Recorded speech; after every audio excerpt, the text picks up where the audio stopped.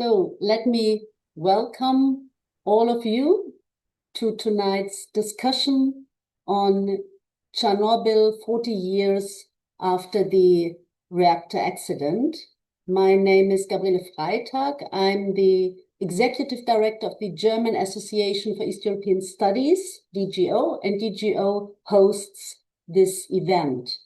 So let me start with some technical information, very important ones. This discussion will be held in Belarusian and English. We have simultaneous interpretation thanks to Ales Lachvinets and Veronika Mazurkiewicz. And languages can be selected using the globe icon on the bottom bar of your screen. So please check that, and you will find further information and instructions in the chat. And a very important information, this event will be recorded and published on our YouTube channels. So please do keep this in mind. The discussion today takes place in the framework of our Forum Belarus. As many of you know, for the last 4 years, DGO has hosted the Forum for Historical Research on Belarus, that was funded by the German Academic Exchange Service and financed by the German Foreign Office. And unfortunately, funding ran out at the end of last year. But we are very happy to announce today that we have been able to secure further funding in the framework of the so-called Eastern Partnership Program. This is a program that fosters collaboration with civil society in the countries of the Eastern Partnership and Russia, and it is also funded by the German Foreign Office.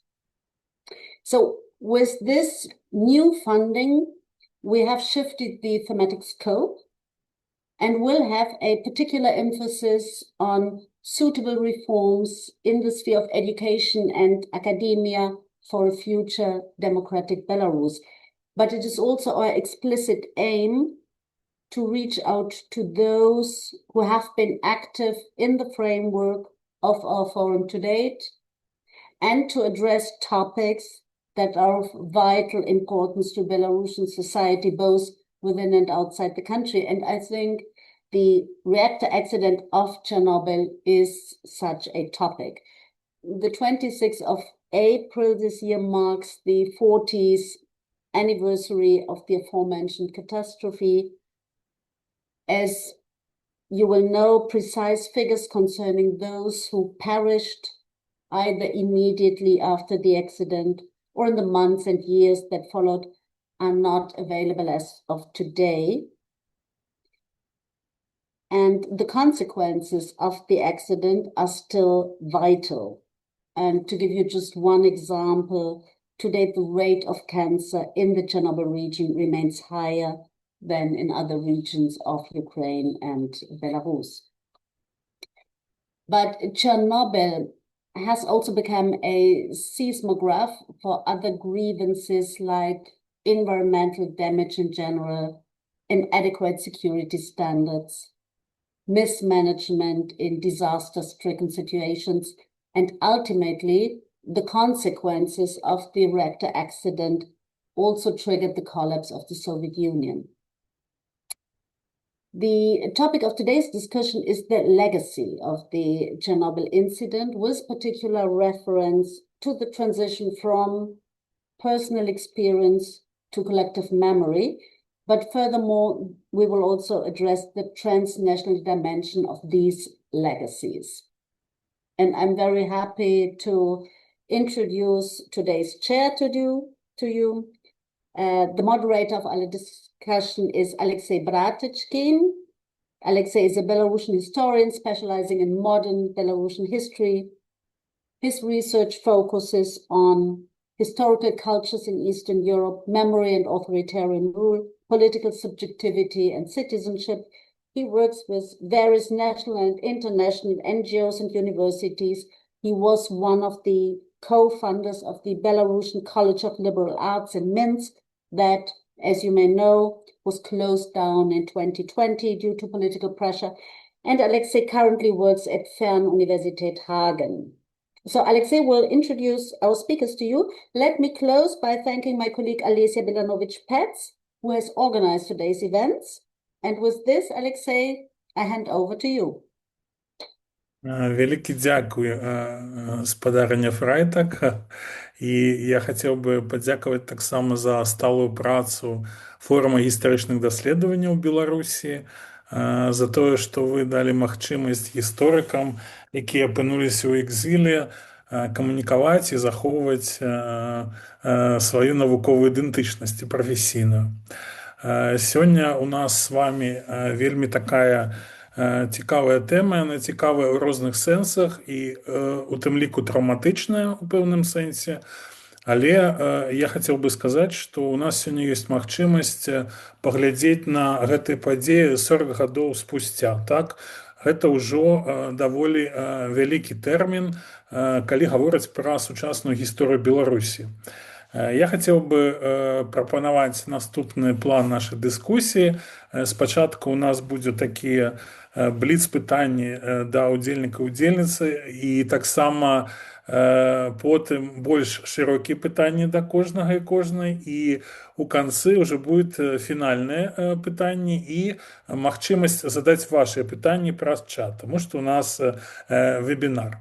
Пачну я прадстаўленне тых, хто прымае ўдзел у дыскусіі з найбольш геаграфічна ўдаленага удзельніка, з заслуженного профессора университета Альберта в Канаде Дэвіда Роджера Марплса. Я вельмі рады, што ведаю яго персанальна, і мы пазнаёміліся якраз у Беларусі, калі была такая магчымасць. Дэвід Марплс вядомы тым, што з пачатку 90-х гадоў яго акадэмічная кар'ера была засяроджана на тым, што мы называем усходам Еўропы, на тым, што адбывалася в Украіне, Беларусі і Расіі. І ён апублікаваў шмат кніг, якія ператварыліся ў такія кампендыумы нашай сучаснай гісторыі, і да гэтага часу некаторыя ідэі аспрэчваюцца. Напрыклад, мы памятаем знакамітую яго метафору і кнігу пачатку 90-х «Denationalized Nation», дэнацыяналізіраваная нацыя, якую ён выдаў пра Беларусь. Але самае галоўнае у нашым пытанні гэта тое, што Дэвід Марплс быў адным з першых спецыялістаў, які аналізаваў тое, што адбывалася у Чарнобылі і пасля гэтай аварыі, сацыяльныя наступствы гэтай аварыі на тэрыторыі некалькіх краін, і выдаў першыя акадэмічныя працы, што было вельмі важна. І таксама важна і тое, што на пачатку сваёй кар'еры ён працаваў яшчэ ва ўкраінскай службе радыё Свабода і меў досвед камунікацыі не толькі з акадэміяй, але з тымі, хто фарміраваў такую інфармацыйную атмасферу вакол Чарнобыля, вакол таго, што там здарылася. Зараз Дэвід Марплс разам з Веранікай Лапуцкай выдалі кнігу, якую можна ўжо пабачыць, з такой цікавай назвай «Беларусь – What Everyone Needs to Know». Я спадзяюся, што сапраўды мы знойдзем там адказы на ўсе тыя пытанні, якія ёсць, але, мабыць, і на больш пытанняў. У любым выпадку я вельмі рады і хацеў бы падзякаваць Дэвіду Марплсу за ўдзел у нашай дыскусіі. Дзякуй вялікі. Наступная ўдзельніца нашай дыскусіі. Мне таксама вельмі прыемна сказаць, што мы знаёмы асабіста, таму што Юлія Тимофеева, паэтка і перакладчыца, яна нарадзілася ў Беларусі, жыла ў Беларусі. У 2020 годзе прымала ўдзел у палітычных падзеях. Гэта былі, як мы все ведаем, масавыя антыаўтарытарныя пратэсты. І пасля гэтага вымушана была з'ехаць з Беларусі. Потым яе кар'ера на гэтым не спынілася, і мы бачым, як яе талент і магчымасць рабіць са словам тое, што не могуць другія, дае плён. І я хацеў бы сказаць, што Юлія, яна па сваёй базавай адукацыі, яна перакладчыца з ангельскай мовы, але большасць яе твораў выйшла на беларускай мове паэтычных, але таксама пасля 20-го года выйшла кніга на ангельскай мове, гэта мінскі дзённік, якая была перакладзена на 6 моваў і апісвае гэтае свой такое пратэснае жыццё у горадзе, які перастаў быць сімвалам сталінскага ампіра. Пасля гэтага яна шмат працавала, атрымоўваючы і стыпендыі, і ўзнагароды за межамі Беларусі. Напрыклад, яе адна з апошніх кніг «Крывазварот» атрымала таксама шмат узнагарод і ўвайшла ў спіскі паэтычных прэмій. І таксама, між іншым, яна мае прэмію Карласа Шермана за свае перакладчыцкія працы. Дзякуй вялікі, Юля, за тое, што вы пагадзіліся таксама удзельнічаць у дыскусіі. Зараз я хацеў бы трохі адысці ад прэзентацыі тых, хто прыняў удзел, і паказаць некалькі візуальных кадраў, якія з майго пункту гледжання як гісторыка таксама павінны нам нагадаць пра гэтую падзею з пункту гледжання вынікаў. І перш за ўсё я хацеў бы паказаць тое, што вы ўжо все ведаеце, але перыядычна мы пра гэта забываем. І гэта скрын з адной з газетаў 1986 года. Гэта першамайская дэманстрацыя. Праз 4 дні пасля аварыі мы бачым гэты масавы шэсці з камуністычнымі лозунгамі, партрэтамі не толькі ў Мінску, як на фатаграфіі, але ў Кіеве і іншых гарадах. Гэта был адзін з падзей, якая ілюструе атмасферу у тыя часы, калі ўрад імкнуўся захаваць сітуацыю такой, якой была, і нягледзячы на ўсе падзеі, арганізуе тое, што немагчыма было арганізоўваць. І вось гэта адбылося ў 86 годзе, і толькі у 89 годзе мы бачым тое, што стала пачаткам пратэсных акцый, якія паўтараліся доўгія гады. Гэта чарнобыльскі шлях, так званы, Беларусі. І ў 89 году было две такіх акцыі. Адна была з верасня, гэта і ёсць першы шлях, які потым адбываўся ўжо непасрэдна у красавіку кожнага года.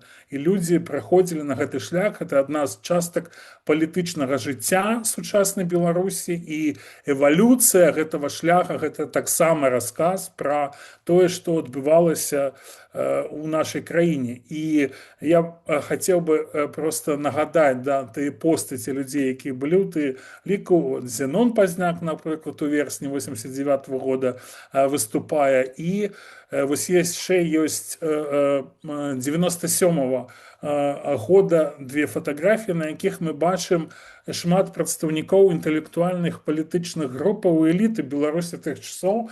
Это і зніклы пазней генерал Захаранка, это Вячеслав Сіўчык, это маленькі Франак Вечорка за сваім бацькай, і таксама Людміла Гразнова на іншай фатаграфіі, Алесь Беляцкі, якога мы бачым, будучы нобелеўскі лаўрэат. Гэта ўсе тыя, хто змагаліся за тое, каб пасля 2,5 гадоў маўчання, а сапраўды, калі паглядзець на прэсу 80-х гадоў, толькі праз 2,5 гады мы бачым першыя крытычныя артыкулы, якія датычыліся гэтых падзей. І вось беларуская эліта гэта ўсё пачала. І дзякуй вялікі за тое, што вы астанавілі сваю ўвагу на гэтых некалькіх візуальных моментах нашої історії. Зараз у мене такі бліц-питання до Юлі і Девіда. Почну я з Юлі, і питання таке у мене доволі коротке. То же самое, что будет до Дэвида. Что с вами персонально отбывалося у красовику 1986 года? І яку саму яскраву, самий яскравий образ, мабуть, Чорнобиля ви і тих подій ви для себе зафіксували у пам'яті? Вітаю ўсіх. Дзякуй вялікі за запрашэнне ўзяць удзел у гэтай дыскусіі, таму што направду тэма чарнобыльскай катастрофы гэта вельмі блізкая мне тэма, гэта вельмі персанальная тэма, гэта частка гісторыі маёй сям'і і маёй асабістай гісторыі. І ў 86-м годзе мне было 4 гады. 26 красавіка 1986 года я была разам з сям'ёй, разам з бацькам, маці і маёй малодшай сястрой. Мы былі у вёсцы, маёй роднай вёсцы Спярыжжа, гэта Брахінскі раён, і прыехалі наведаць майго дзеда. На той момант мы ўжо не жылі, стала ў Спярыжжы. І 27 красавіка 86 года, гэта была нядзеля, мы вярталіся назад з вёскі Спярыжжа ў вёску Піркі. Спярыжжа знаходзіцца, калі вось зараз я взяла Google Maps і памерала, адлегласць гэта, калі вось на прасткі, гэта 37 кіламетраў ад 4-га энергаблока. Піркі гэта 25 кіламетраў ад 4-га энергаблока.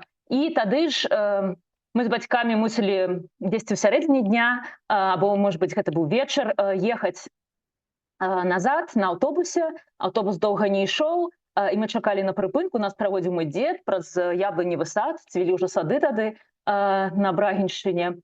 І ніадкуль проста наляцеў вецер, наляцела навальніца, і мы проста прамоклі да нітак. І яшчэ да таго, як мы прыйшлі на... Может быть, я пазней таксама раскажу, так? То бок мы вымаклі цалкам, але моя мама ўжо штосьці падазравала, было ў нейкае прадчуванне. І яна, калі мы прыехалі, нас памыла, і рэчы, у якіх мы былі, выкінула. І пасля яна ўжо даведалася, што гэта былі тыя самыя хмары, якія гналі на Москву. То бок вось такое мой дзіцячы ўспамін. І я як бы... І бацькі мне расказвалі, але і сама я памятаю нейкія такія дэталі, якія яны проста не могуць ведаць. Дякую вялікі.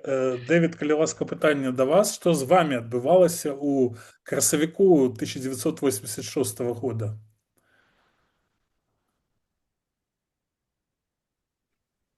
It's a very different perspective. I was in Canada. I just returned to Canada after spending 18 months at Radio Liberty in Munich, where I was a research fellow on the Ukrainian desk. But while I was there, I had collected 2 very large files of information about nuclear energy in Ukraine, which I brought back with me. On April 26th, we knew nothing. In fact, on April 27th, we knew nothing as well. It was only on April 28th that we got news about the Chernobyl accident. I had a new position that was a research associate at the Canadian Institute of Ukrainian Studies. And I recall the director, a fairly dynamic guy called Bogdan Kravchenko, rushing down the corridor and informing me of the news and saying, "You must write about this. You must write a book." And I basically did write a book. I wrote a book about it in 3 months, but it was all based on the files I had. It wasn't based on information post-accident. But ironically, perhaps, given the amount of information we had, there was a media whirlwind. And newspapers, newspapers were a big thing in 1986, which some of you may not even recall, but that was the main way we got news, was from physical newspapers. And all over the world were phoning me, asking for information, asking for interviews, which was really limited to how the plant was built, the development of nuclear energy in the Soviet Union. And because I worked at Radio Free Europe, Radio Liberty, I was not permitted to go to Ukraine or to the Chernobyl plant specifically, but I did apply. And it was actually granted, but 3 years later. So it took 3 years for me to actually visit the Chernobyl station. And, that was a remarkable trip, but it doesn't really pertain to the immediate aftermath of the accident, so I'll leave that. Дякую великі. Таксама нас нашы перакладчыкі просяць, каб я трохі рабіў паўзу паміж выступоўцамі. Зараз я гэта таксама буду рабіць. Дзякую за такую заўвагу. І я яшчэ хацеў працягнуць пытанне да Дэвіда. Ёсць сёння розныя такія вобразы Чарнобыля, так?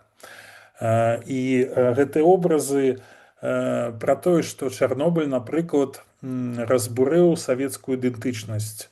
Альбо гэта образ, які звязвае аварыю і саму пабудову Чарнобыля з праявай такой каланіяльнай палітыкі савецкай. Ёсць яшчэ таксама даследаванні, у якіх гісторыя Чарнобыля памяшчаецца ў змест увогуле усёй гісторыі радыеактыўнага забруджвання і прыгатавання ядзернай зброі, пачынаючы там з 40-х, 50-х гадоў. На ваш погляд, так, які з гэтых вобразаў вам больш блізкі, альбо вызывае негатыўную рэакцыю, альбо згоду?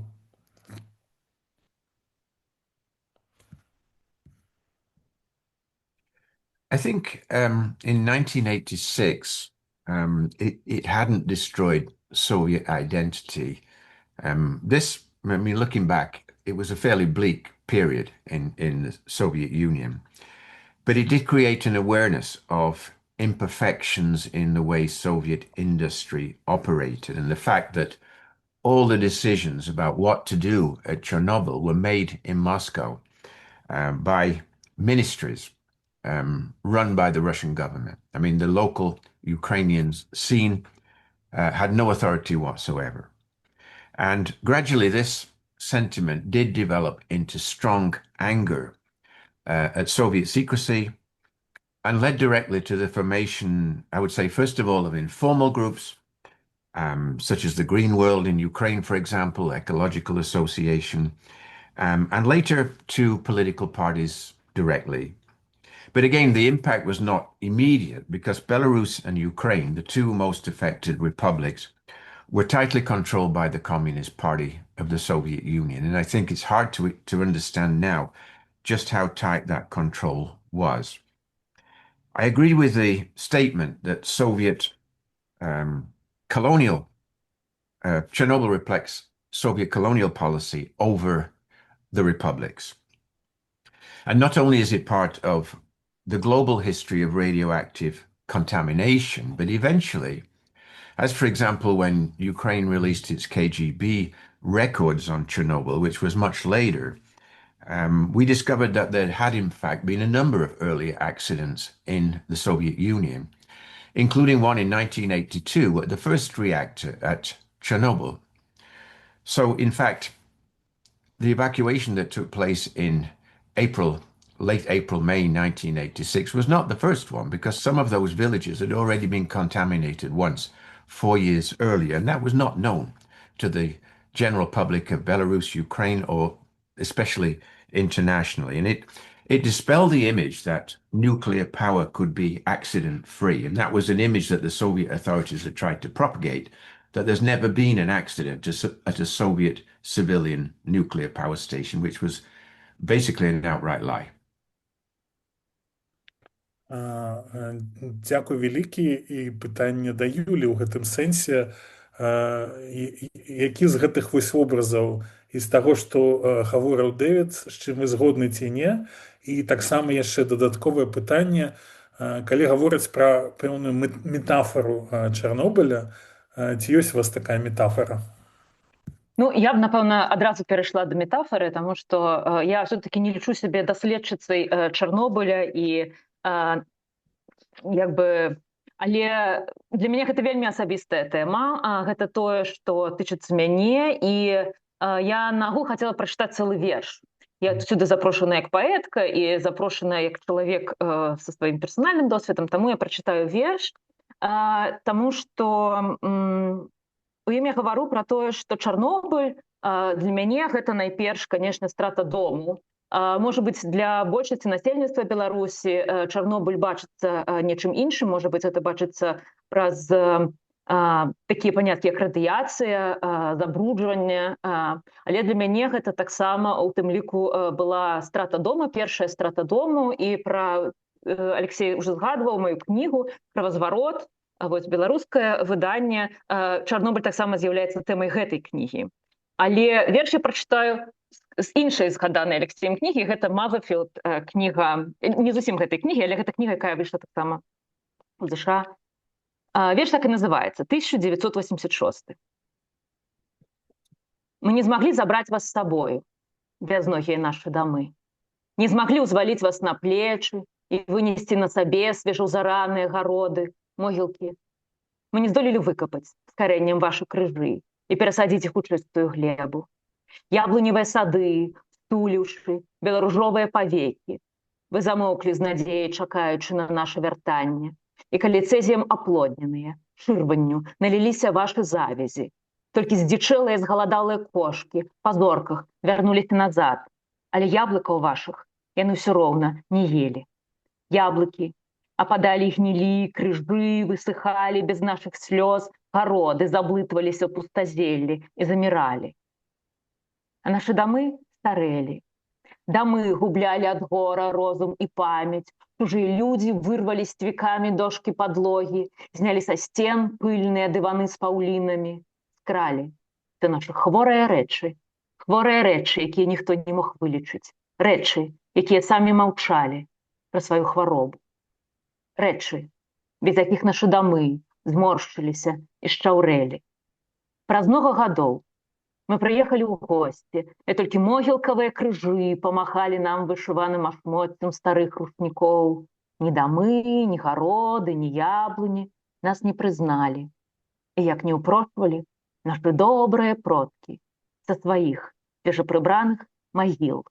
Ні дамы, ні гароды, ні яблыні нам нічога не даравалі. І я таксама прачытаю пераклад гэтага верша на ангельскую мову, зроблены Вальжынай Морт і Ханифом Абдуракибом. 1986. We couldn't take you with us, our legless houses. We couldn't carry you out on our shoulders, our freshly plowed fields, our graves. We couldn't dig out the deep roots of your crosses in order to transplant them into new soil. Apple gardens, closed pink-white eyelids, silent hoping for our return. When, impregnated with cesium, your baths grew red, starved feral cats followed the stars back home, but didn't touch your fruit. Apples fell and rotted, thirsty for our tears. Crosses dried up, gardens got lost in the weeds and grew silent. Our houses aged, losing their minds and memories. Strangers tore out the floor, took down from the walls our dusty carpets, stole all of our sick belongings, sick, incurable belongings, things silent about their sickness. When after many years we came back for a visit, only cemetery crosses waved at us with the rags of their embroidered towels. Neither houses, nor gardens, nor apple trees recognized us, no matter how hard our forgiven dad backed them from their freshly cleaned graves. Neither houses, nor gardens, nor apple trees forgave us. Ось такая довгая двухмоўная метафора. Дзякуй вялікі за гэтую метафору. Трэба адзначыць, што ў пасляваеннай гісторыі Беларусі пасля завяршэння Другой сусветнай вайны гэта амаль самы радыкальны такі прыклад таго, што ў ангельскай мове мае свой тэрмін, які мы нават і не выкарыстоўвалі 80-е. Гэта тэрмін internally displaced persons, унутрана перамешчаныя асобы. Гэта цэлая з'ява сацыяльная, і мы ведаем, што гэта адбывалася на тэрыторыі Беларусі. Шмат людзей поўнасцю вымушаны былі змяніць сваю сацыяльную гісторыю, і апынуліся ў тым сацыяльным асяродку, ну, да якога яны перыядычна не былі прыстасаваны. Да? Яны вымушаны былі у пэўным сэнсе пачынаць сваё жыццё зноў. Але зараз мы вернемся до гэтага пытання, так, дзякуй вялікі, некалькі пазней. У меня пытанне да Дэвіда, ці ёсць у вас такая метафора Чарнобыля, якую вы хацелі агучыць? Yeah, I mean, I think communication breakdown is what I would say, because it's a classic example of different dimensions where you have a popular perception of Chernobyl and you have a scientific inquiry, which often makes no sense to the local population. That's not to say it's invalid, but it's incomprehensible. And at some point, it's no longer believed because people see the problems around them, and scientists tell them that 31 people died. There's not been any major repercussions of the accident. The World Health Organization, even today, is saying that the number of deaths was quite small, and people in the vicinity see the devastation that it caused. Family members with various sicknesses, as Julia pointed out, in the zone. So it's a breakdown. And I think that's a rift that became deeper and deeper in the late Soviet period. Дзякуй вялікі. У мяне яшчэ такое невялічкае пытанне да вас наконт вобразу Чарнобыля ў папулярнай культуры. Мы ведаем, што ў 2019 годзе выйшаў серыял «Чарнобыль», так? І ён атрымаў вельмі вялікую папулярнасць, яго паглядзела шмат людзей. І калі гэты серыял абмяркоўвалі, можна было назіраць пэўную розніцу. Унутры нашай прасторы, я маю на ўвазе, Украіна, Беларусь, размова шла пра гэты познесавецкі час, да, пра тое, што там адбывалася, у тым ліку, як за межамі размова хутчэй шла пра такі вобраз постапакаліпсіса, да, нават нейкую катастрофу, якая такая універсальная. Ці згодны вы з гэтым назіраннем, ці не?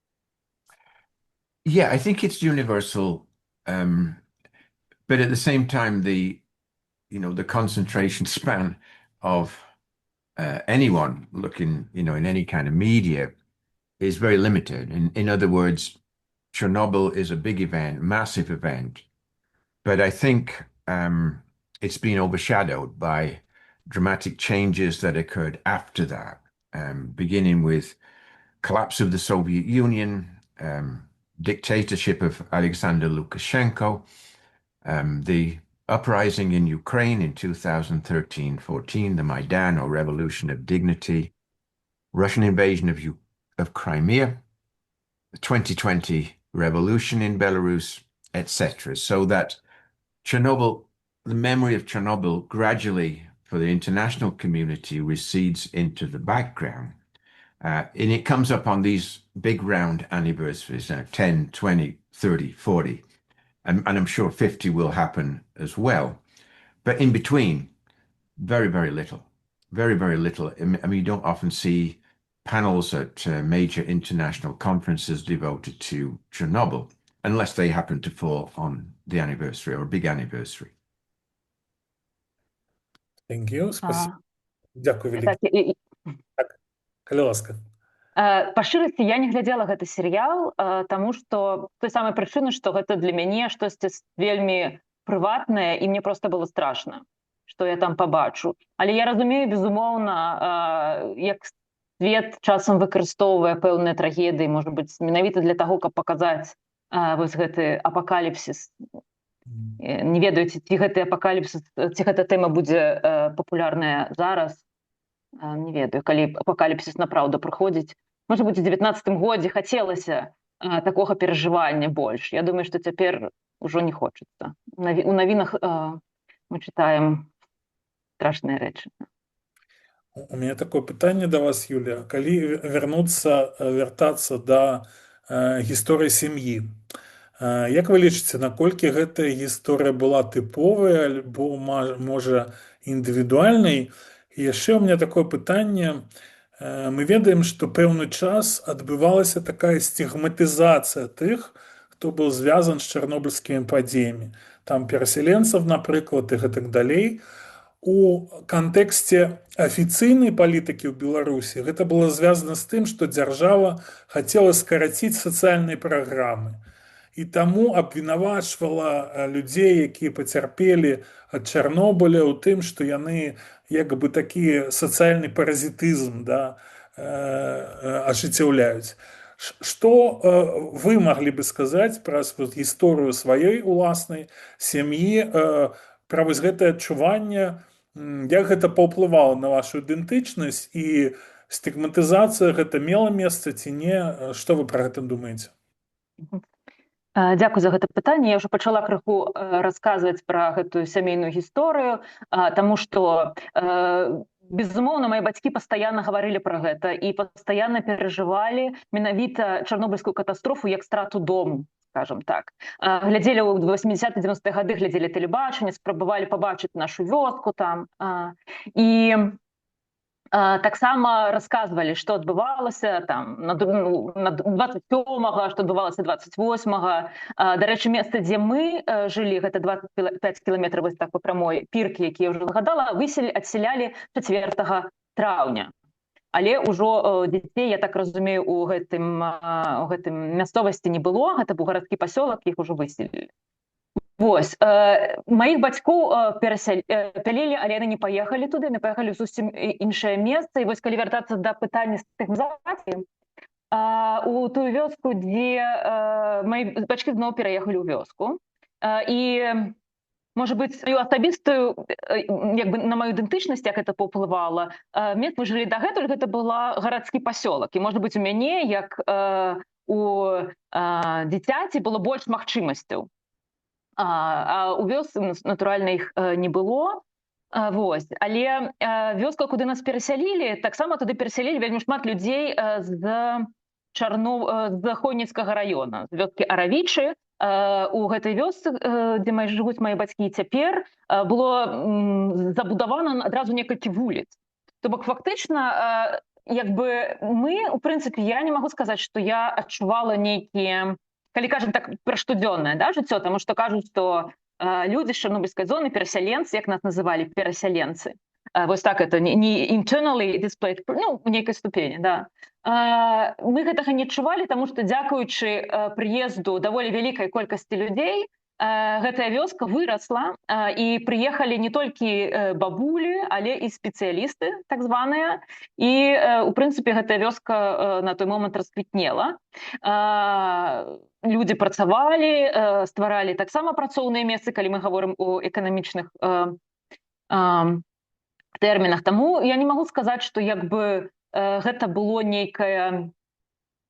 Я не магу сказаць, што мы жылі за кошт дзяржавы і гэтак далей. Наадварот, я б сказала, што дзякуючы Чарнобылю, тая вёска, куды прыехалі мае бацькі, яна расквітнела. Нават не ведаю, ці гаворыцца пра гэта, ці ёсць гэта часткаю такога наратыва чарнобыльскага, але гэта таксама тое, што было ў маім жыцці, у маіх сям'і. Вось. Дзякую. У меня пытанне ў сувязі з тым, што Юлія распавядае, да Дэвіда невялічкае пытанне. Вось гэта стыгматызацыя ахвяраў взрыва. Я чытаў, што такое адбывалася пасля Фукусімы. Так гэта ці не? То есть вось адносіны да тых, хто пацярпеў ад аварыі, наколькі яны могуць адрознівацца, якімі яны могуць быць?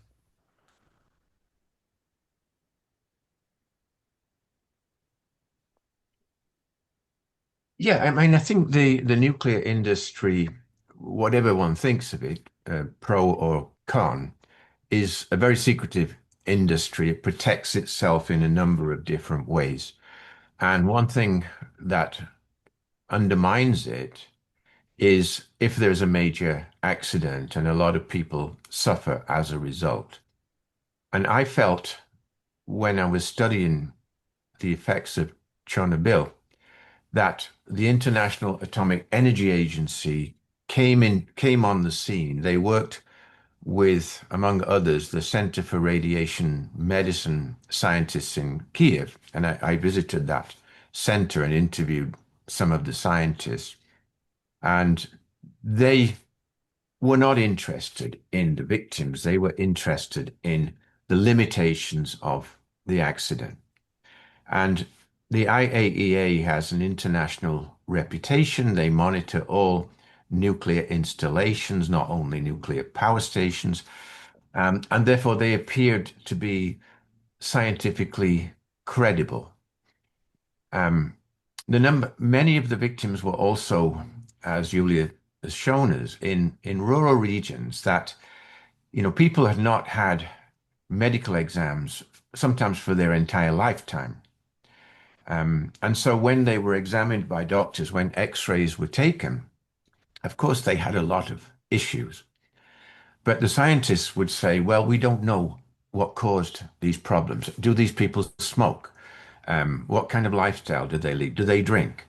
All these different questions, instead of focusing on how the accident affected them. And the second point I would make is psychological impact. The stress of people having to evacuate their homes is probably just as bad, if not worse, than the effects of low-level radiation. And this, I think, has been shown scientifically as well, that the stress of people who don't know what to eat, they don't know where to go, and the evacuees, often when they move, they're not welcome in their new homes. I also noticed that the initial evacuees were moved in the same direction that the radioactive cloud went. So in other words, they would get to their new homes and the radiation there would be even higher than the area that they just left. So in every way, they were affected in a very negative way.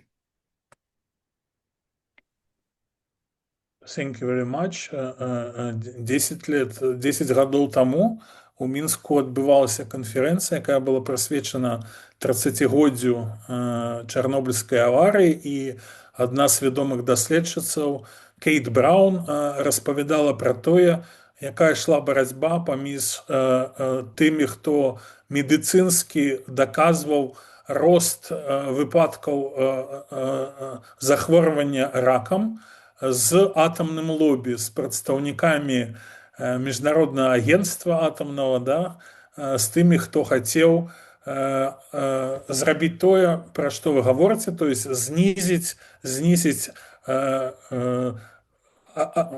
такое нават адчуванне, што аварыя мела вялікія наступствы, так? І гэта таксама такая трагічная старонка таго, што адбывалася на міжнародным узроўні, скажем так. Я хацеў бы спытаць Юлю яшчэ вось пра што. Дэвід апісваў такі эпізадычны інтарэс да чарнобыльскай аварыі зараз, калі толькі нешта здараецца, вот нейкі юбілей і гэтак далей, і увага медыа звяртаецца на гэта і гэтак далей. Але у меня пытанне да Юлі як да літаратаркі. Што адбываецца з тэмай Чарнобыля ў беларускай літаратуры? Ці з'явілася вось гэтая канцэпцыя, мабыць, траўмы, ці адлюстроўваецца гэта толькі як траўма, ці ўвогуле гэта нейкі іншы наратыў, так? Вось беларуская літаратура і Чарнобыль, якія ў вас назіранні наконт памяці пра гэту аварыю?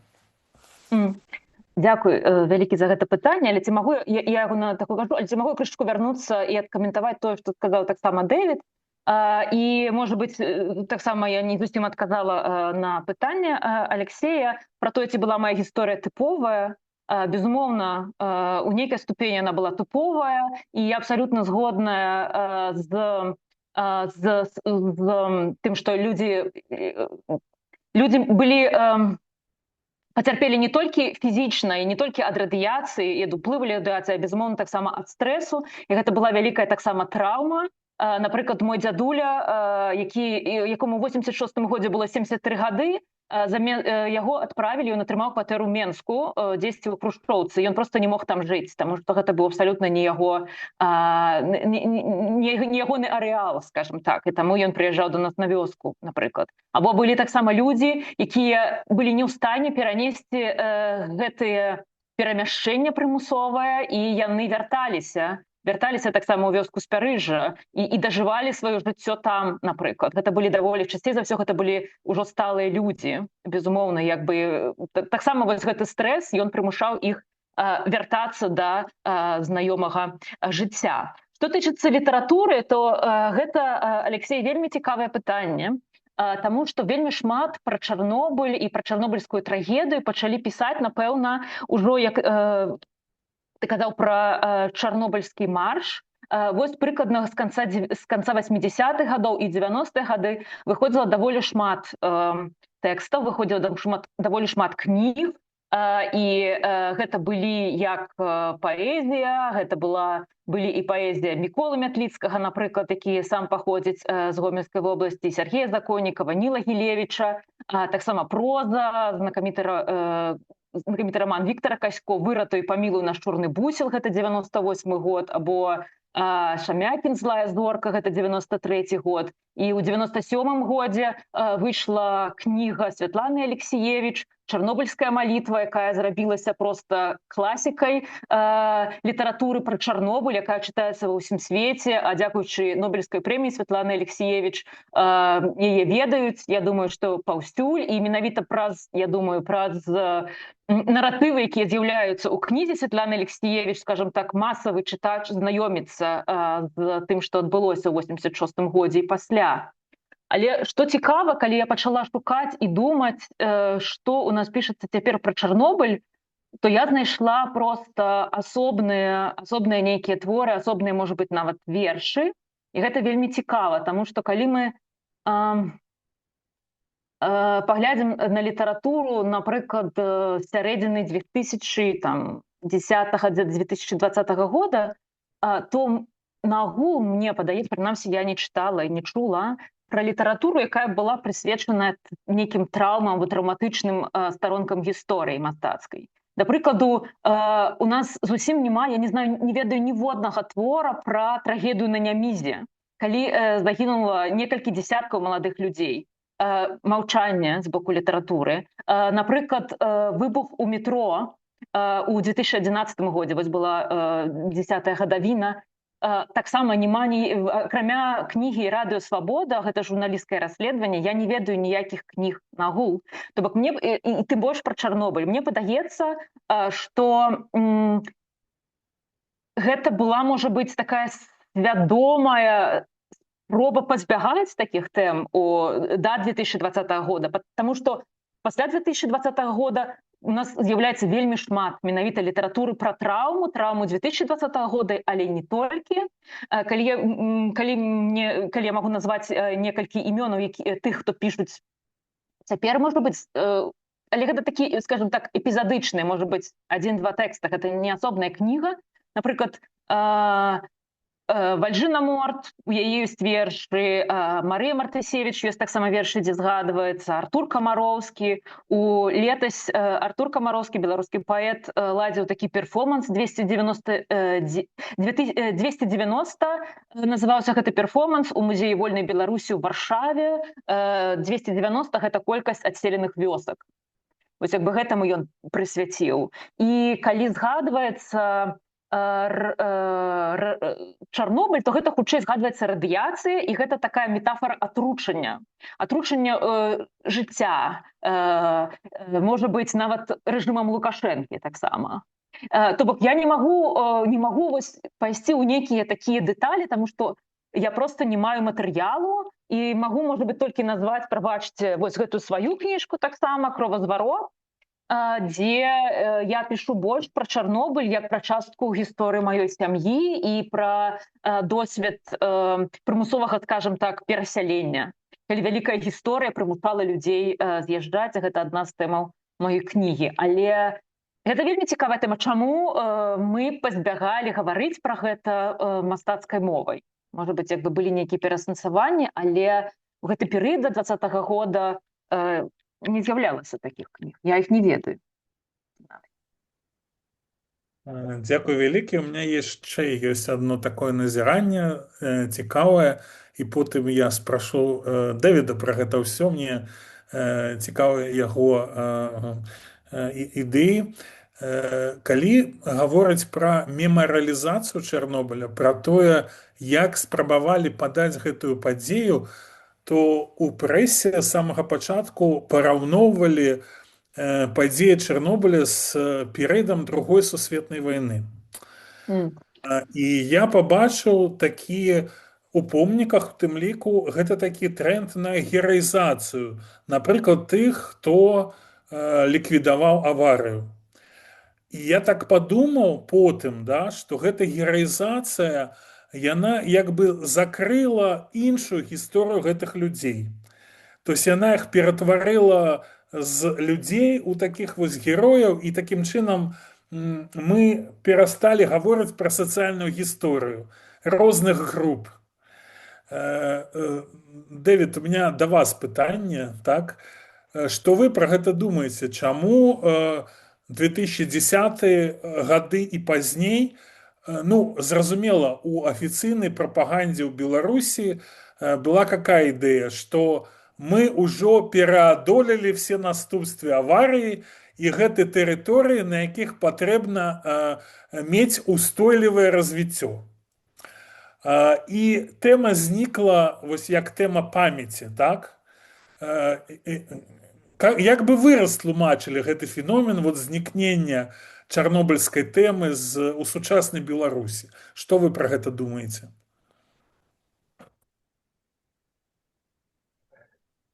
That's a big question, Alex.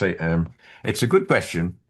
I think, I mean, first of all, you've got a deliberate attempt by the regime to depict a scenario of success. We have overcome the consequences of Chernobyl, and now we have to start building a new society, a new industry, whatever. You've also got Belarus now becomes a nuclear power state itself, with one reactor in place, another one apparently being investigated now, possibility of a second nuclear power station in Belarus.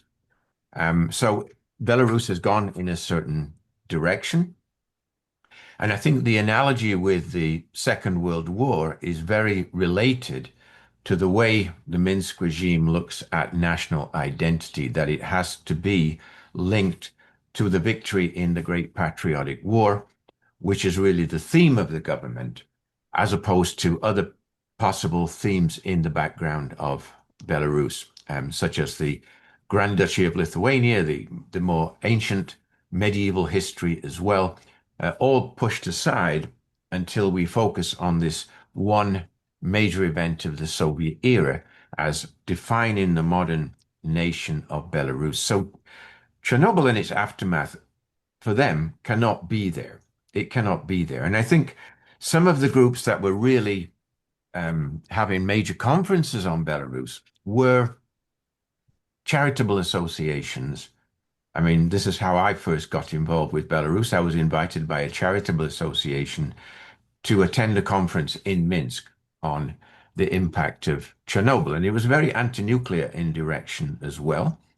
And the guy behind it was Gennady Grushevoy, or Henad Sushevi, who was actually in that 1997 photograph, by the way, just second on the right in the middle, protesting. So he really was someone, I think, who investigated Chernobyl in a very accurate manner, but his organization was immediately persecuted. It was audited by the KGB. They were evicted from their buildings, and eventually most of them moved abroad. Grushevoy himself died of leukemia back in 2011, but his family all moved to Germany, and they're still there today. So it was really clamped down on. There had to be an official presentation, and it had to be a clear picture, something that projected progress, a modern nation tied to Russia, tied to Russian political interests, which you see today. But I would argue that Belarus is very much part of the Belarusian past. It's an integral part.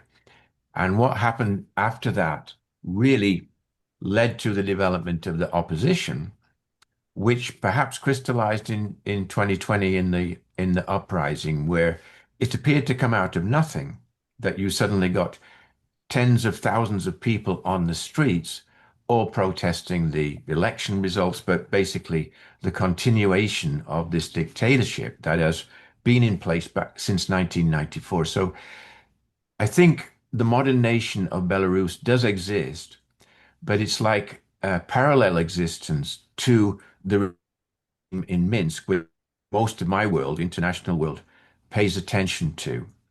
So if you ask anybody in the street in Montreal, for example, what do you think of Belarus? They would just say, "Oh, it's too much tied to Russia."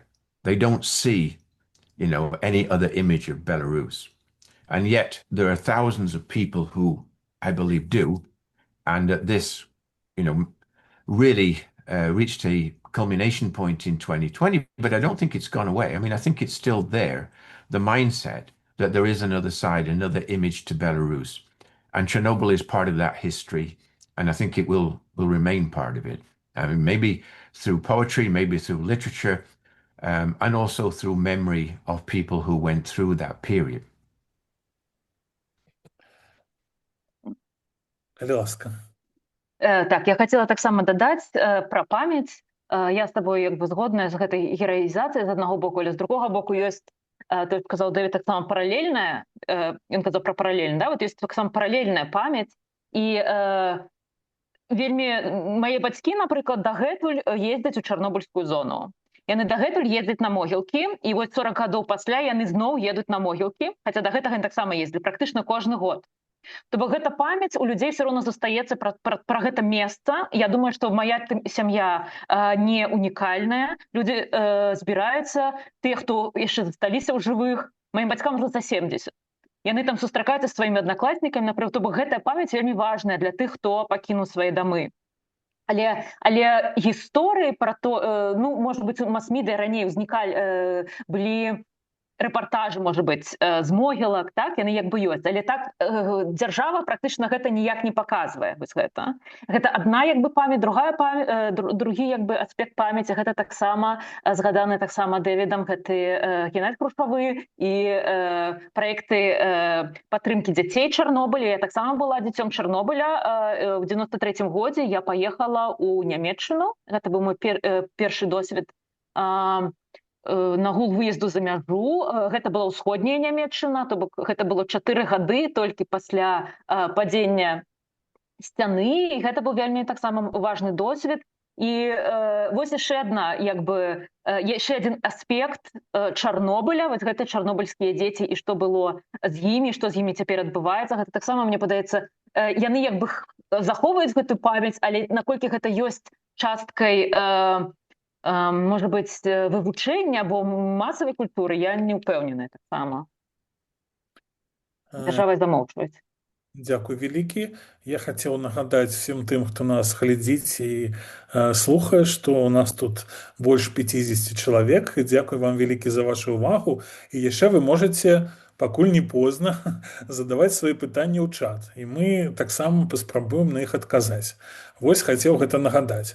Зараз я хацеў бы вярнуцца на хвіліну да таго, што гаворыла Юля пра гэтыя гуманітарныя праграмы і пра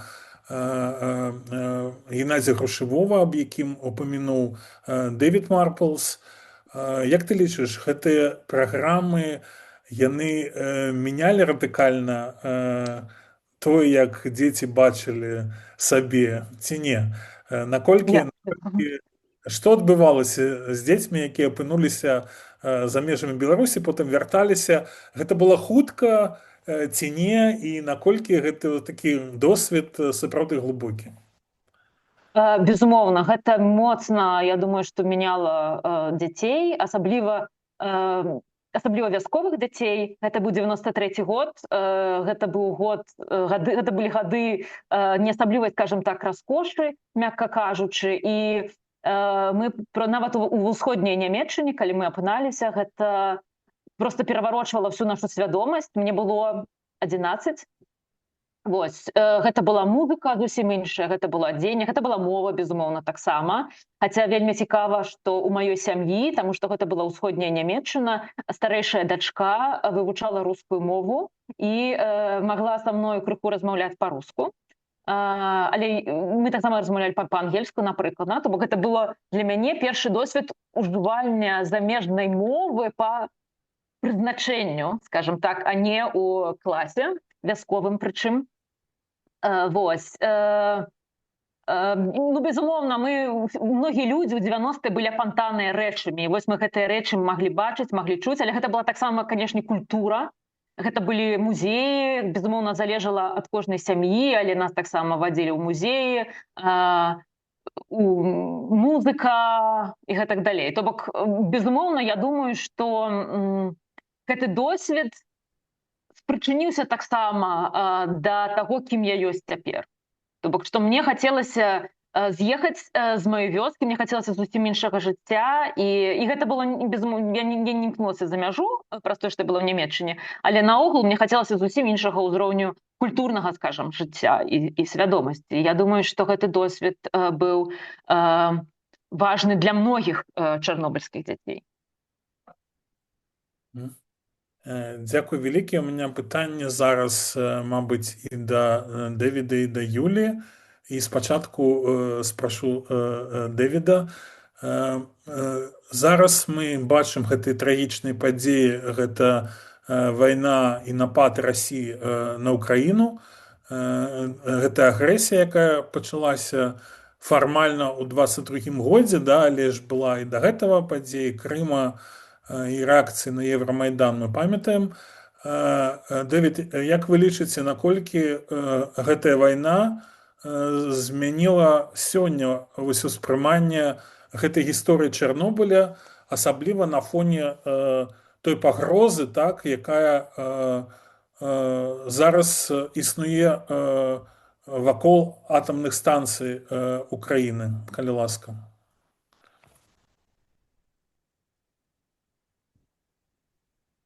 Yeah, I mean, this is the longest war since the Second World War. It's actually longer than the Great Patriotic War. And I don't think that was the initial intention. It's something that's dragged on because of the resistance from Ukrainians and because of the underestimation of the opposition to the war in Ukraine by the Russian leadership. It's had a profound effect, I think, and I would say not merely because of the, say, occupation of the Chernobyl region, the takeover of the Zaporizhzhia nuclear power station by Russian forces, but the fact that Belarus has been dragged into it in a kind of secondary fashion by becoming the repository of Russian military weapons and buildup, and in fact violated the 1994 constitution even further by declaring itself to be a non-nuclear power, and one in which tactical nuclear weapons are now being installed, as well as some really heavy Russian weapons as well. So Belarus is now a nuclear weapons power, whether or not it has the ability to fire those weapons independently or not. And I think this is really outrageous from any perspective, but especially from the perspective of a nation that was severely affected by radioactive fallout from Chernobyl that actually covered 90% of the territory with radioactive iodine in the first 8 days or so after the disaster. So Belarus is now dragged into this. And the key thing for me is, how can Belarus extract itself from this Russian military domination and Russian military policy, which is extremely destructive and has nothing positive to come out of it? No matter how this war ends up or however long it lasts, there's nothing positive that can come out of this. It's just destroying thousands of lives. And it's an attempt to undermine the existence of the Ukrainian state per se, so that it no longer exists. Is there an independent Belarus, or is it something that is impossible now to stop? I actually take on a more positive view than some people. I think, in fact, this will fail in the long term. The Russian invasion will ultimately fail, but it may drag on for some time. And much depends, not on my country, but on the cohesion of the European Union as a backup for Ukraine, as well as other partners such as Canada, such as United Kingdom, such as Australia, Japan, and others, to help them in the absence of United States, which is completely pulled out of its role as any kind of protector of democracy or freedom in European territories. And I think, Belarusians need to see this, that while political prisoners have been released as a result of USA reaching out to Lukashenko, that doesn't alter the general picture that United States is a rogue state today, and its overall influence is extremely negative, and it will be until Trump is removed as president. And all this does impact Belarus particularly. Юля, до вас такое питання, і со спасилкою на те, що зараз сказав Девід. Зараз у Білорусі нема відкритих протестів. Екалагічны рух амаль немагчымы. Шмат прадстаўнікоў экалагічных арганізацый з'ехала з Беларусі. Тыя, хто аналізаваў стан, напрыклад, вакол новай атамнай станцыі. Ці здольна, як вы лічыце, дыаспара неяк рэагаваць на тое, што адбываецца ў сувязі з падзеямі, якія пасля 22 года мы ўсе бачым як сведкі? Што вы думаеце? Ці ёсць хоць нейкія магчымасці? Я думаю, што, безумоўна, мы можам все, што мы можам, гэта прыцягваць увагу да таго, што адбываецца, таксама інфармаваць. І ў гэтым плане я думаю, што зараз вось менавіта да 40-й гадавіны адбываюцца розныя імпрэзы. Я бачу, што ў розных краінах мастакі, не толькі даследчыкі, таксама эколагі, якія знаходзяцца, можа быць, у Варшаве ці Вільні, яны таксама арганізуюць пэўныя дыскусіі, круглыя сталы, прэзентацыі, дзе гавораць пра гэта. У Берліне, напрыклад, я ведаю, што адбываецца таксама мастацкая выстава, мастакі таксама на гэта рэагуюць. Вось я таксама буду ўдзельнічаць у мастацкай выставе, якую робяць мастакі, мастачкі, якія нарадзіліся ўжо пасля чарнобыльскай катастрофы. Такім чынам, гэта яшчэ адна нагода загаварыць пра гэта, гаварыць пра гэта, і таксама, безумоўна, выказаць таксама сваю салідарнасць з Украінай, свой пратэст таксама, таму што удзел у Беларусі у гэтай агрэсіі. І я думаю, што, безумоўна, штосьці дыяспара можа зрабіць і штосьці робіць, але наколькі мы нагул можам насамрэч паўплываць на палітыку, гэта ўжо іншае пытанне. На вялікіх палітыкаў, такіх, напрыклад, як Трамп, на якога, мне падаецца, мала хто можа паўплываць. У мяне такое пытанне да Дэвіда. Калі вот зараз, 40 гадоў спусця пасля Чарнобыля і пасля таксама аварыі на Фукусіме, ці можам мы гаворыць, што існуе нейкая міжнародная салідарнасць вакол гуманітарных катастроф? Ці зразумелі Чарнобыль на транснацыянальным узроўні як нешта такое агульнае? Што вы лічыце?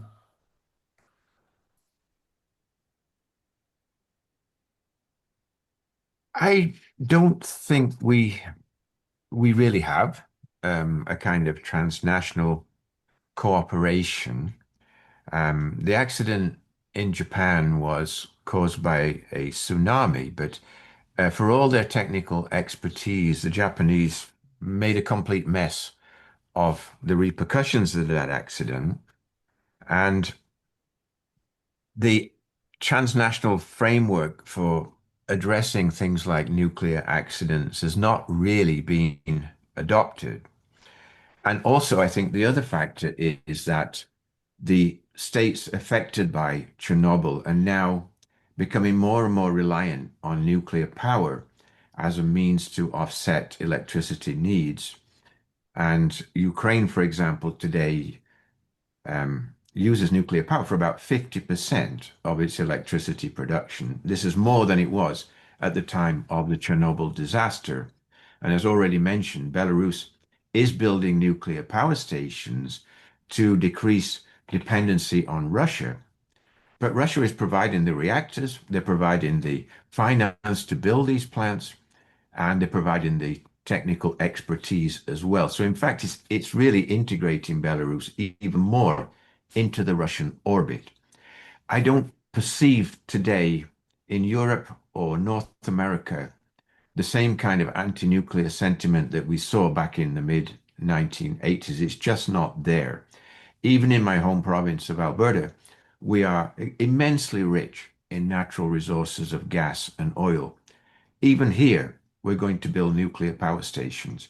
It doesn't necessarily make sense, but they're seen as a sort of viable means, and a means that doesn't really have the sort of impact that fossil fuels have, even though you have a major accident, which could affect the world for years afterwards. The fact is, they don't happen all that often. So I think this is why we don't see this transnational response. And sooner or later, there will be another major nuclear accident somewhere that we simply can't predict. But I can't imagine that there'll be this kind of coming together of international agencies, other than the IAEA, which of course is still around, but is more concerned today with things like building nuclear weapons in Iran, rather than nuclear power stations in Belarus or somewhere in Europe. So I don't see it, unfortunately. Дякую вялікі. Юля, калі ласка, вы нас чуеце, таму што ў мяне вы неяк няма выявы. Зараз, так? Добре. Бачите мяне, так? Так, і чую. Дякую вялікі. Так. Пытанне да вас уже іншае, да, таму што не буду звязваць з тым, што казаў Дэвід. У нас яшчэ з вами некалькі пытанняў да нас у всіх ёсць ад нашых слухачоў. У меня да вас такое пытанне. Вось за гэтыя гады, калі гаворыць пра змены ў памяці пра Чарнобыль, як бы вы сказалі, што ў вашым уласным у вашых думках уласных, што змянілася, калі гаворыць пра Чарнобыль? Ці нейкая такая дынаміка была, якая вас здзівіла, альбо, можа, проста гэта было такое нарастанне інфармацыі да таго, што ўжо было? Ну, безумоўна, я думаю, што падзеі 2020 года і тое, што мне давялося з'ехаць, гэта моцна змяніла, або часткова змяніла маё ўспрыманне чарнобыльскай катастрофы, таму што для мяне і для маёй сям'і гэта была найперш страта дому. І тут яно проста стала ў такі ланцужок розных страт, розных згубы дому, скажем так. І цяпер я гэты досвед асэнсоўваю ўжо праз прызму, скажем так, жыцця ў экзіле, і таго, што, можа быць, я таксама не вярнуся, як мы не вярнуліся ў тыя дамы, можа быць, я таксама не вярнуся ў Беларусь, у тую кватэру, якая ў мяне ёсць, да таго жыцця, якое ў мяне было. Скажем так. Дзякуй вялікі. Моя калега, якая займаецца Чарнобылем, яна украінскі гісторык Вікторыя Науменка. Яна піша зараз праект пра вёску Вільча. Пасля Чарнобыля яе адселілі, але зараз на тое месца, куды адселілі гэтую вёску, прыйшла расійская армія, і гэтага месца зноў не існуе. Такім чынам, гэта такая даволі трагедыйная гісторыя таго, што адбываецца зараз, і як гэта памяць вяртаецца вельмі нечакана. У нас з вами некалькі пытанняў, я папрасіў бы вас таксама на іх адказваць. Я зараз прачытаю першае пытанне ад Віктара Шадурскага. Дзякуй вам за дыскусію. І у яго пытанне: што чакае чарнобыльскую зону адчужэння у сярэднетэрміновай і доўгатэрміновай перспектыве? Ну, у мяне пытанне, мабыць, і да Дэвіда, і да Юлі. Размова ідзе ўвогуле пра зоны катастроф, так? Што на гэтым месцы можа быць, да, калі гаворыць пра кароткую перспектыву і больш далёкую, калі ласка. Хто б хацеў высказацца? Well, maybe I would just say that it was affected by different radionuclides, and the evacuation that took place from Chernobyl, and really the way evacuations worked, was that the authorities focused on simply one radionuclide, which was cesium-137. But there were others, such as plutonium, that have half-lives of about 24,000 years. So in other words, this zone can never be cleansed of fallout from Chernobyl, just never. But on the other hand, if you have wars in the area, it really is going to affect how these regions are viewed. It would be possible, not, I would say, not commended, but not recommended, but possible to repopulate the area based on the fact that most of the key radionuclides are beginning to disintegrate over time. For example, iodine, which really had the biggest impact in Belarus in terms of thyroid gland cancers among children, has gone. I mean, you can really say that one is gone. But cesium, strontium, no. They're breaking down after 30 years, but they're still forming new elements. So the danger is still there. I'm not sure that the government of Ukraine right now is going to prioritize what to do with Chernobyl. And last time I was in Kiev, I noticed it's become a kind of tourist trip. You know, you can take a bus and explore the Chernobyl zone. You can spend a day there. When I went there, you could not spend very long in Chernobyl. The radiation background was too high. It's much lower today, and people simply use it as a tourist spot. And apparently, it's quite popular that people like to go there. It's been made the subject of movies, sort of apocalyptic films where Chernobyl appears, horror movies, and it's become part of folklore in a way.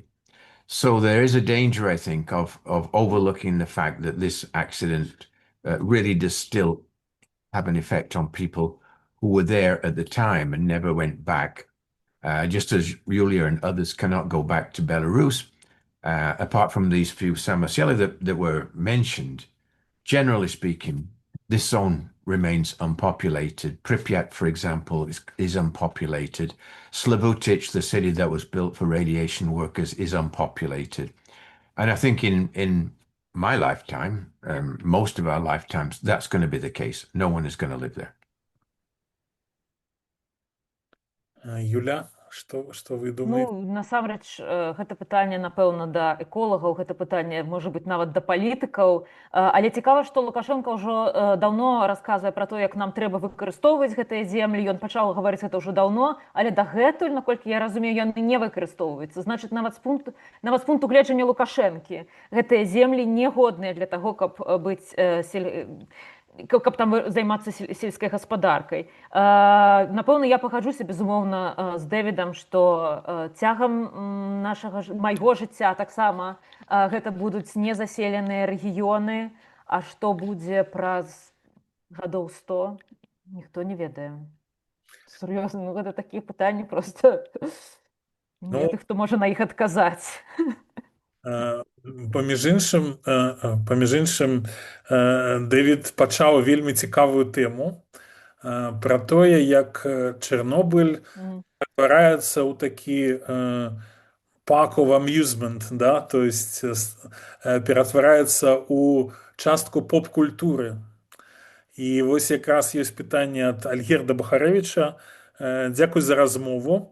Наколькі я ведаў, існуюць розныя кампутарныя гульні на тэму чарнобыльскай катастрофы, у якіх удзельнікі мусяць пайсці выпрабаванні і ацалець у змаганні з монстрамі радыяцыі. На вашу думку, ці ёсць такія гульні з спробай абясцэньвання і камерцыялізацыі чалавечай трагедыі, альбо яны, наадварот, дапамагаюць захоўваць памяць пра Чэрнобыль? Хто што думае на гэта вельмі цікавае пытанне? Ну, я думаю... Окей, David, yeah? With you? Yeah, I mean, it's a good question because it's really impossible to say. I mean, there are video games of, German-Soviet war and battles of the war and things like that. And now you've got one of Chernobyl. So, I mean, they do lead people to remember something about Chernobyl, but I think probably they take people further and further away from the reality of what it was actually like and try to convert it to modern day society, which you can't do. And just to emphasize, when I went to Chernobyl, there was one road from Kiev, and most of the time that road was full of cows, people, farmers who were using that land and using that one single road, and it took forever to get there. It wasn't that far. It was maybe 130 kilometers, something like that. But it took forever to get there. It took about 2 hours just to get there because there was only the one road. So if something was coming in the other direction, you were stuck. There were no cell phones. There was no social media. It was a very primitive society back in 1986. Plus, you've got this rigid political system on top of that. And in video games, you're not going to see anything like that, right? You don't really get a perception of what society was like. And, the Chernobyl TV series, for example, the 6 episodes, which I thought were pretty good, um, gave a better idea of what that society was like at the time. But it was almost impossible to get through to people and ask them, what is happening here? What is the future for my family? What can I do? Because there was a big gap between the society and Soviet officials, anybody in officialdom. You couldn't simply go and question them. And in the case of Ukraine, 70 party leaders ran away from Chernobyl when the disaster happened. They just fled. So people were just left to their own devices until Moscow authorities decided to send people there, send scientists like Legasov and Velikov, and send their own political leaders. Ryzhkov and Ligachev, for example, showed up about a week later as well. And that's only when they got there could you make some decisions. And that's what it was like. So no, I don't like the video games. I don't think any of us is going to stop them, but I think they take you away from what actually was happening at the time. Юля, калі ласка. Я пагажуся, я думаю, што гэтыя відэагульні хутчэй дапамагаюць забыць. То бок гэта такая спроба забыць, а не запомніць. Калі ад Чарнобыля застаецца, можа быць, толькі слова, толькі нейкая страшылка, толькі вось гэты вобраз апакаліпсіса, а не тое, што насамрэч адбывалася. То бок, напэўна, калі мы вяртаемся да таго, што я казала пра гэтыя траўмы, якія мы не прагаворваем, то, напэўна, гэтыя траўмы яшчэ жывыя. Таму што для таго, каб штосьці сказаць, яно мусіць пачаць неяк зажываць. І тады мы можам пра гэта гаварыць. То бок, значыць, Чарнобыль уже зажыў, скажам так, у сусветнай свядомасці. Гэта ўжо тое, што мы можам забыць. То бок, так адбываецца таксама забыванне праз гэтыя кампутарныя гульні. Калі ад Чарнобыля застаецца толькі слова, страшылка, можа быць, некалькі вобразаў, і все астатняе ўжо дадумваецца. Дзякуй вялікі. Ёсць яшчэ каментарый ад гісторыка Владзіміра Валодзіна, які хацеў бы дадаць заўвагу да пытання Віктара Шадурскага. Ён піша, што, на жаль, ва ўжытак вяртаюць сельскагаспадарчыя землі, якія раней не выкарыстоўваліся, хаця людзей туды і не вяртаюць. Проста гэтае вяртанне не рэкламуюць шырока ў СМІ, але інфармацыя публічна даступная. Гісторык Владзімір Валодзін якраз быў аднім з арганізатараў канферэнцыі па 30-годдзю Чарнобыльскай аварыі, на якой шмат гэтых вострых пытанняў і паднімалася. Дзякуй вялікі за каментар. Яшчэ ёсць невялічкі вопрос ад Крысціны Савуцінай. Уже Дэвід пачаў адказваць. Were resettlements in Belarus forced, or one could better decide to go or to stay? Я не вельмі зразумеў, што маецца на ўвазе, куда менавіта прынуждалі переселять, или оно было принудительное, да, но як бы як гэта працавала ў шырокім сэнсе, як гэты механізм працаваў. Мабыць, Юля, вы больш раскажаце. Ну, я могу сказаць так. Я думаю, што гэта было, безумоўна, абавязковае адсяленне, таму што людзі пасля вярталіся, а не заставаліся. Людзі не маглі заставацца. Некаторыя вёскі проста закапваліся практычна адразу, напрыклад.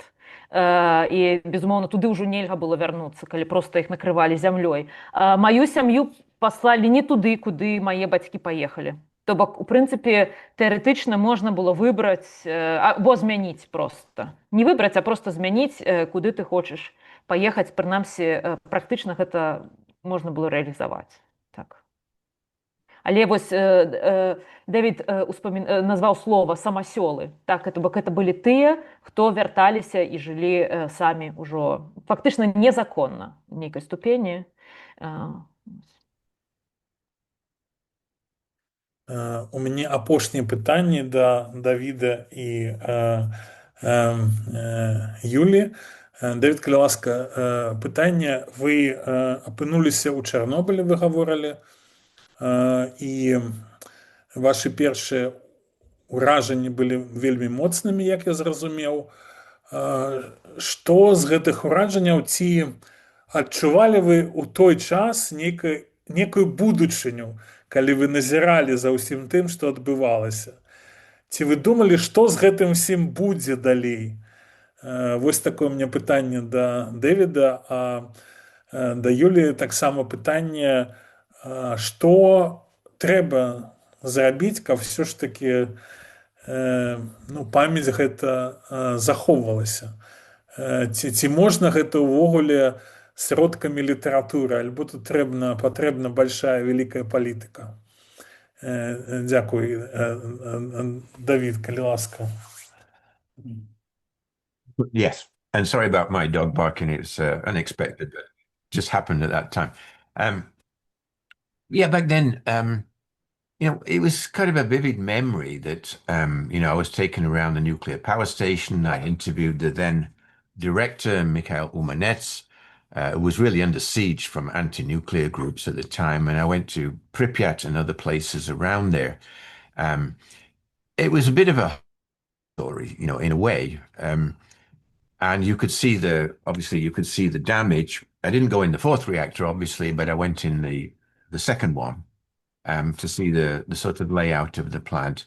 But, the attitude at that time was very nonchalant. And I remember one of the most vivid memories is seeing cleanup workers sitting on the ground next to danger, radiation signs, smoking cigarettes.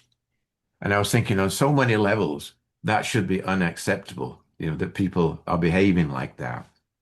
And I was treated very well, but at the same time with some suspicion, because people remembered my writing from Radio Liberty.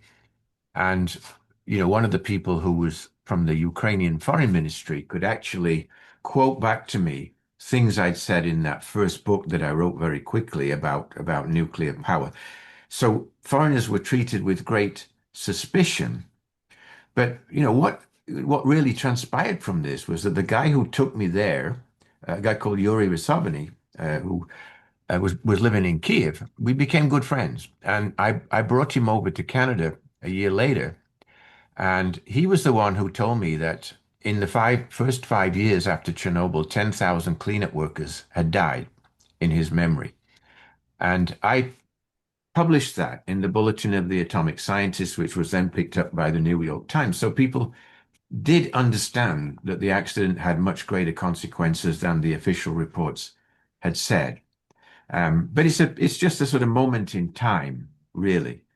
And it didn't really impact my link to Belarus, which occurred later and then continued ever since. And which for me is probably the closest thing to my heart right now as far as a research topic, but also personally as well, that I have so many friends in Belarus and outside Belarus who are Belarusians as well. So I'll end on that brighter note. Юля, калі ласка, ці можна нешта зрабіць сродкамі культуры, ці мы чакаем толькі палітычных зменаў? Ці ёсць Ну, аптымізм мгм. нейкі? Оптимизм у Чорнобылі. Ну, я маю на ўвазе, што можна рабіць з гэтым Захавання памяці, так, пра Чарнобыль. спадчыну? Так, мне падаецца, тут нагул пытання, пра што цяпер пішуцца кнігі, чаму, чаго хоча таксама аўдыторыя. Мне падаецца, беларуская аўдыторыя наогул вельмі моцна стамілася ад траўматычнага досведу апошніх гадоў. Гэта і 20-й год, пасля 20-й год, гэта і вайна ва ўкраіне, гэта і экзыль і гэтак далей, і што людзі, магчыма, наогул не хочуць чытаць нічога сумнага, страшнага. Людзі хочуць чытаць штосьці вясёлае, таму, напрыклад, мы цяпер назіраем беларускай літаратуры фэнтэзі, нейкі больш лёгкі жанр. Мне падаецца, што мусіць быць нейкі запыт з боку грамадства, запыт з боку выдавецтваў, запыт з боку мас-медыа, якія могуць як бы звяртацца да пісьменнікаў з нейкай просьбай, таму што напісаць. Да прыкладу, выдавецтва Флямбаум зараз збірае тэксты, прысвечаныя тэме Чарнобыля для таго, каб выдаць кнігу, збірае эсеістыку, прысвечаную Чарнобылю, якую людзі цяпер пішуць. Таму, калі яны збяруць, а я ўпэўнена, яны збяруць гэтую кнігу, то кніга і будзе. А так, як бы, каб хтосьці сеў напісаў. Я, напрыклад, неяк марыла напісаць дзіцячую кнігу пра Чарнобыль, пра, можа быць, нейкі досвед, але так і не атрымалася, і ніхто больш не напісаў. Вось. Дзякую. Я яшчэ хацеў бы зачытаць невялікі каментар, які прыйшоў ад ананімнага ўдзельніка. Наколькі ведаю, перасялялі цэлымі вёскамі з захаваннем назваў. Там давалі жытло. Калі не хочаш ехаць туды, то шукай жытло сам. Так у маім раёне з'явіліся новыя вёскі ў чыстым полі. Як казала Юля, гэта часам прыводзіла да пэўнага росквіту мясцовасці, куды перасялілі пацярпелых людзей, бо гэта новыя рабочыя рукі, прыток дзяцей у школы і гэтак далей. Ну, дзякую за гэты дадатак пра механізм такі спецыфічны, сацыяльны таго, як гэта ўсё адбывалася. І я, перш за ўсё, хацеў бы падзякаваць Юлію Тимофееву і Дэвіда Марплза за ўдзел в нашай дыскусіі. І сапраўды мы пачулі некалькі вельмі шмат важных тэзісаў пра тое, што здарылася з гэтай чарнобыльскай тэмай у беларускай літаратуры, у даследчым поле, і як гэта паўплывала на гісторыю не толькі Беларусі, але іншых краінаў. Дзякуй вялікі вам за гэтую дыскусію і за гэты досвед. Дзякуй. Thank you.